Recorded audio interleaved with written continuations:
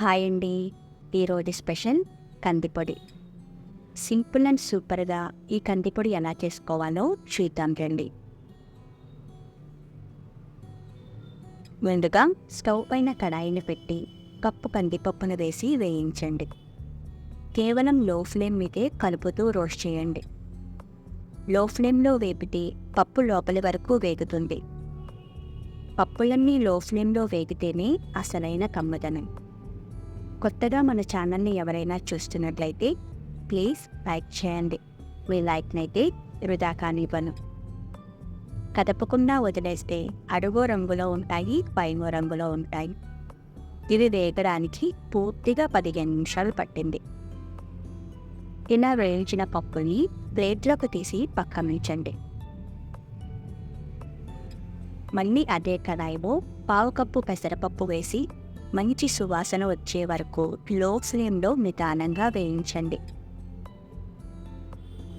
పప్పులన్నీ ఇలా నిదానంగా వేయించుకోవాలి. ఇలా కలుపుతూ వేయించడం వల్ల పప్పులన్నీ ఈవెన్గా వేగుతాయి. ఇలా వేయించిన పెసరపప్పుని కూడా అదే ప్లేట్లోకి వేసి పక్కనుంచండి. అదే కడాయిలో పావు కప్పు పచ్చిశనగపప్పు వేసి వేయించండి. ముందు వాటిలాగే లో ఫ్లేమ్లో నిదానంగా రంగు మారేంత వరకు వేపుకోవాలి.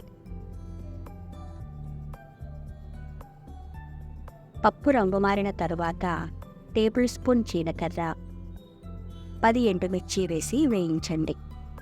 కారం గల కాయలైతే 10, కారం తక్కువ గల కాయలైతే 15 వేసి లో ఫ్లేమ్ మీదే వేయించండి. ఇలా వేగిన వాటిని అదే ప్లేట్లోకి వేసి పూర్తిగా చల్లారనివ్వండి. ఇప్పుడు బ్లెండర్ జార్లో చల్లార్చిన పప్పులు వేసి రుచికి సరిపడా ఉప్పు, కాస్త ఇంగువ వేసి బ్లెండ్ చేయండి. మరీ మెత్తగా బ్లెండ్ చేయకండి. కాస్త బరకగా ఉంటేనే బాగుంటుంది.